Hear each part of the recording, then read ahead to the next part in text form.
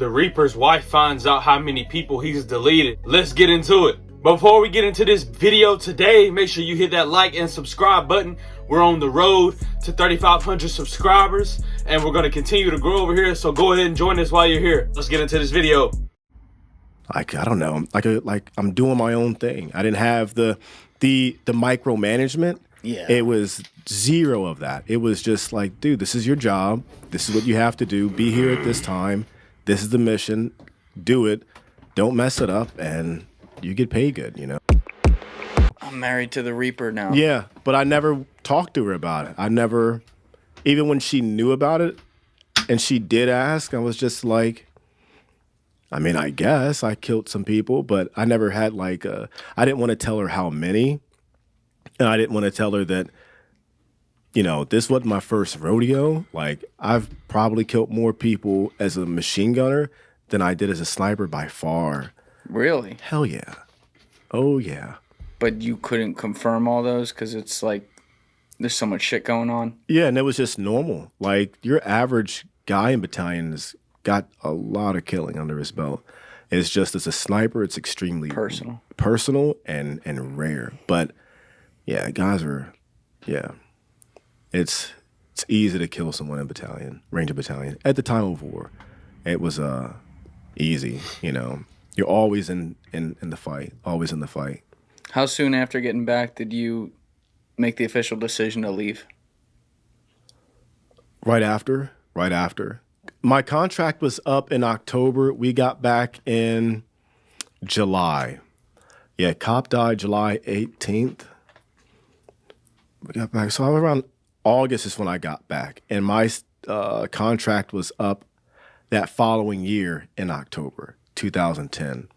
So I made that decision around that time, August, September time frame in 2009, that I was not going to re-up and redo that contract when it came that time in 2010. It's like, nope.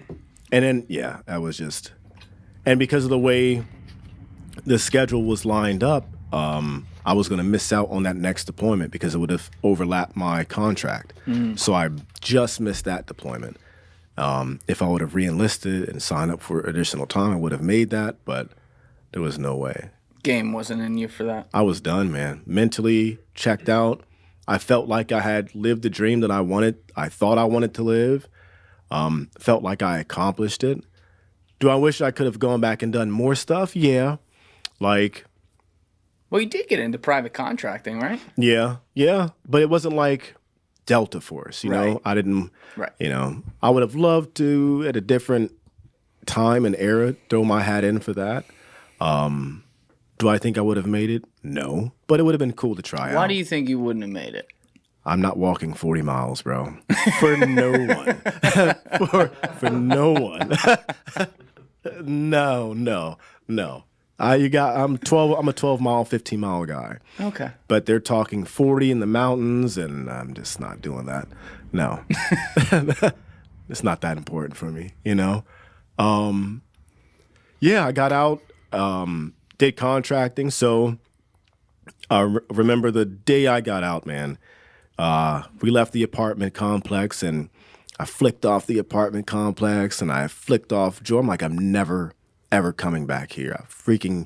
I hate Columbus, Georgia. I probably still do. I don't like Columbus, Georgia. But we hopped in a U-Haul truck. We had 2 German Shepherds and a U-Haul truck with all our stuff in it. And we drove down to San Antonio, Texas. Took a little bit over a day to get there. Got there, had to stay with my wife's mom for a few months. And that's a while. That's too long.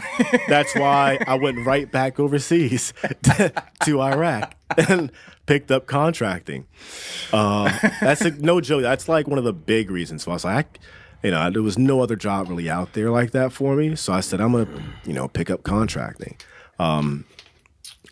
Took a shot at that, sent in my packet and got selected, went to a little training course, and I believe it was in New Orleans. Who'd you work for? Triple Canopy. Okay. Believe it was, they're out of, not Langley, Harmon, Virginia, something like that. Lake Harmony? Is that? No, No, it's New Jersey. somewhere in it starts with the You know how aggravating somebody has to be for you to want to go back overseas and get back into a war zone? That's Virginia. That's actually hilarious. I saw this the other day. I forget he what said it's called, that. but All right, it's somewhere in Virginia. Went to their training facility out in Louisiana, New Orleans, somewhere around that area in Louisiana, and did like it was WIPS, Worldwide Protection Services, diplomatic security. Similar to Blackwater kind of deal. Yep. Yeah. Very similar. And took that route, passed, graduated, if you want to call it that. And within like a week or two after that class was over, I was on a plane to Baghdad, Iraq. But What was that like now, being on the private side versus So being in fun. the military? so much, dude, you're so independent. It was the only time I got a chance to feel like I was I don't know, like I'm doing my own thing. I didn't have the micromanagement. Yeah. It was zero of that. It was just like, dude, this is your job. This is what you have to do. Be here at this time. This is the mission. Do it. Don't mess it up, and you get paid good, you know? Are you operating as a sniper in some capacities, or Yeah. doing all different things? I was not at starting off. Starting off, I was your basic, just private security, a part of a private security detail. I didn't hit the sniper or the designated marksman until way later into my contract. And you have to go to a training school out in Texas for it. They had one, I think, in Oklahoma at the time too. I didn't go to the Oklahoma, but Crazy they got to send the sniper named the Reaper to training school. you learn a lot. You learn. It's different type of, not a different type of sniping. It's just, the people who you're protecting, they want to make sure that you, I guess, can shoot. You know. I mean, Yeah, I there's could a shoot. stack Yeah, of bodies yeah, that could I could probably shoot. attest to that. I could shoot all right, and made it and got a chance to meet some cool people, do some really cool things. You did this for a couple years? Yeah, yep, 2 years, and What were would you go there for like 4 weeks at a time, come back for 6 weeks, or were you just pretty much there most of the time? that time it was 3 months on, 1 month off. So yeah, go over for 90 days, 100 days, come back for a month, spend time with the wife, go back over. And one day I was just like, I lived the day I was supposed to leave to go back. We had just bought a house, and my wife, she's getting ready in the bathroom to take me to the airport to go back to Baghdad. And I remember laying on my back, I look up at her and I'm just like, she's like, "Are you getting ready?" And I said, "Nope." She's like, "What do you mean?" It's like, "I'm not going." And just like, "You serious? You're just not gonna go?" I was like, "Yeah, just come and get back in the bed. I'm tired." And she, no joke, got back in the bed, and my phone started blowing up, ringing, like, "Hey," just didn't answer it. It said, "Hey, you can come back whenever." Like when I was up for it or whatever, I had an open invitation. I got back in contact with them to square things on my end, and everything was fine. And I ended up doing something else, not in Baghdad, but for them. What was Baghdad like at that point? Because obviously you had been going over there before you stopped. Way different. Way different. How so? It's cleaner, less bombs being dropped. I wasn't getting shot at like that. The girls dressed different. Like it was the first time I ever saw girls in like shorts. They were wearing shorts over there and stuff. And I guess they had picked up on some of the American culture. This is like 2, 3, 4 years before ISIS, though. That almost sounds crazy to me. Yeah, there were girls in shorts over there. It was not like, it was far different from the Iraq that I saw, Baghdad that I saw. It was, they had like clubs and stuff. Yeah, clubs and. Clubs in Iraq. Yeah, it was a pretty like big club. They bumping like Soldier Boy? Like what was, I honestly going have on? no idea what they were playing. A few of the guys that I was on the contract with on my team, they visited the club over there. Then we had mainly just it wasn't like war torn. It wasn't bad.